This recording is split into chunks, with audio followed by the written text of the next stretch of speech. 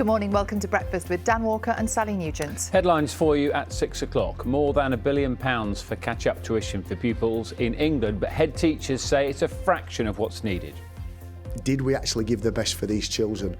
Well, we did the best that we could do with the means that we had, but the means we had weren't enough.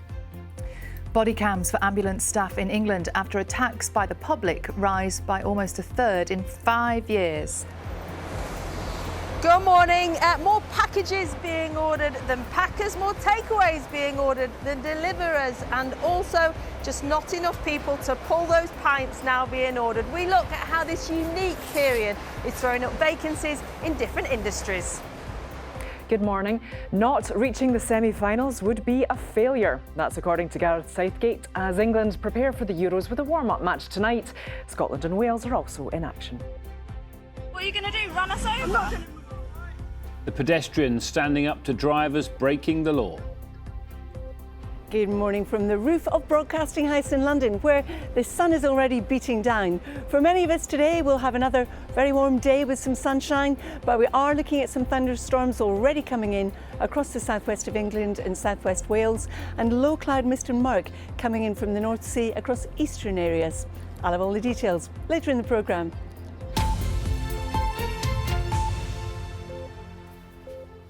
Good morning, it's Wednesday the 2nd of June and an extra £1.4 billion of funding has been announced by the government to try and help pupils in England whose education has been disrupted during the pandemic. Boris Johnson said the aim was to make sure no child was left behind, but teaching unions have described the offer as hugely disappointing. Our education correspondent Elaine Dunkley has this report.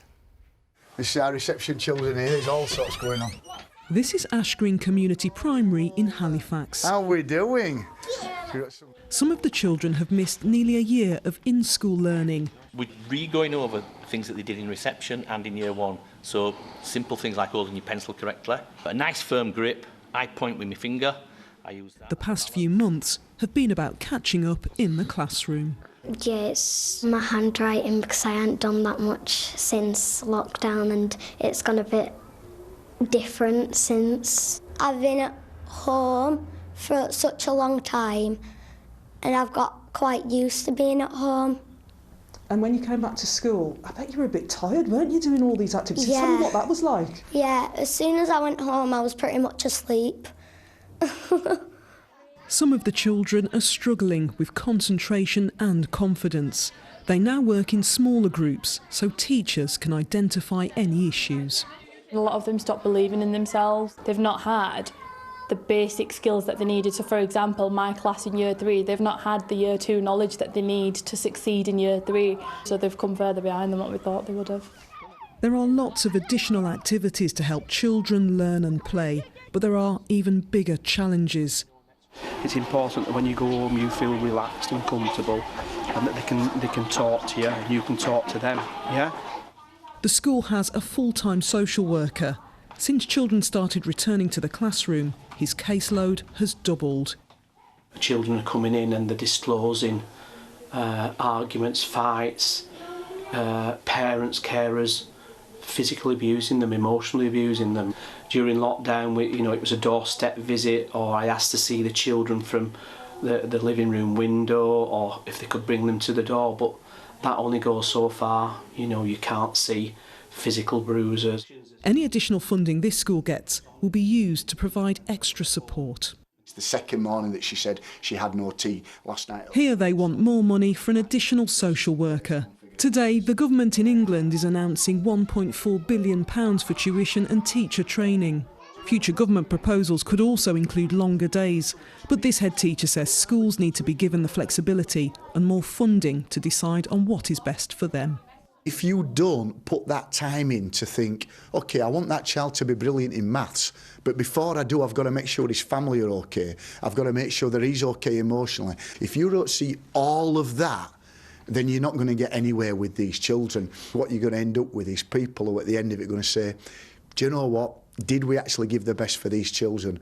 Well, we did the best that we could do with the means that we had, but the means we had weren't enough. I'm going to say 51. What would 51 divided by 100 be? Catching up won't be quick or easy. For schools like this one, at the heart of a community, there is a long road to recovery. Elaine Dunkley, BBC News in Halifax. Do let us know what you think about that, and we'll be speaking to the Education Secretary, Gavin Williamson, at 7:30 this morning, live on Breakfast. But now let's speak to our chief political correspondent, Adam Fleming, who joins us this morning from Westminster. Morning to you, Adam. How has this funding announcement for education gone down?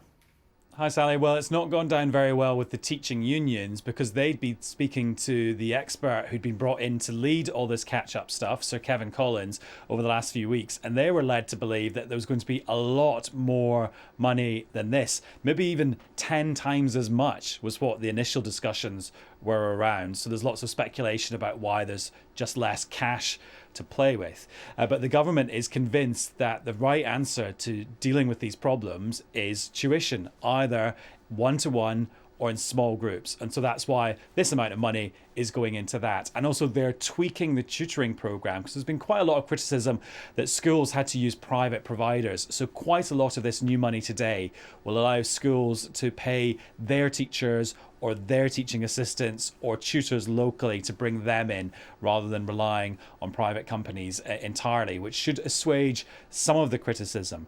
And also looks like there's probably going to be a bit of a row rumbling over the next few months about whether there should be an extension to the school day or not. One of the proposals that we understand was being discussed was maybe an extra 2 hours at the end of every day for extracurricular activities for pretty much every child. That is now going to be the subject of a review, which will be conducted in the next few months, rather than something that is being announced today. And for some teachers and for some heads of school, that's another thing that's disappointing because they thought this was a really big opportunity to change the structure of the school day, which is the kind of huge thing you need to do to tackle this huge problem, as some people see it. And this is a subject we will be talking about throughout the morning here on the programme. But away from education, Adam, yesterday the UK reported 0 deaths for the first time since the start of the pandemic. What bearing will that figure have, 0 COVID deaths, on the decision on further unlocking in England?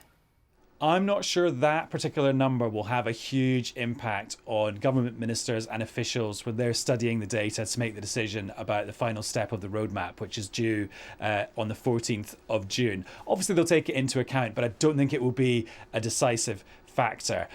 What it has done, though, is it has given extra ammunition to those businesses and those MPs, particularly Conservative MPs, who think the vaccine is working. That means that the government should drive ahead with this final stage of the lockdown lifting. But as with all things in COVID, it's just so much more complicated than that. And also you've just got the contrast of the fact that there's an increasing number of scientists saying, wouldn't it be better to just take a very precautious approach, especially with the Indian variant, also known as the Delta variant now by the World Health Organization, and just slow everything down, which is what Nicola Sturgeon, the First Minister of Scotland, has done for large swathes of Scotland. Adam, thanks very much indeed. Now, a 19-year-old man from Singapore has pleaded guilty to sending online death threats to the Brighton footballer Neil Maupay. Derek Unduren was arrested after Instagram posts were traced by the Premier League. Well, our reporter Nick Marsh is in Singapore. Nick, thank you very much for speaking to us this morning. This could be a landmark case in tackling online abuse of players, which we've seen quite a lot of, haven't we, right across the UK? Yeah, well, this could set a bit of a precedent, Dan.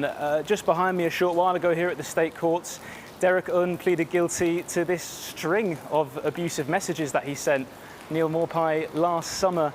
He threatened the physical safety of him and his family. They were graphic, they were abusive messages. Now he's facing a hefty fine, up to £10,000 and possibly up to 2 years in jail as well. Now, this couldn't have happened without a lot of collaboration between the Premier League, Brighton and Hove Albion, and of course the Singapore police. Because what often doesn't get mentioned, we know that a lot of Premier League footballers face an enormous amount of abuse online, but a lot of this abuse actually comes from abroad. This is a global game. The Premier League is wildly popular in lots of places around the world. Now, I spoke to the Premier League yesterday. They told me that they think the majority of this abuse actually comes from abroad. Some estimates give it at up to 70%. We've seen the example of a successful collaboration here, and the Premier League have welcomed it. They think it will serve as a powerful deterrent to tackling online abuse going forward. Nick, thank you very much for that. Speak to you later on.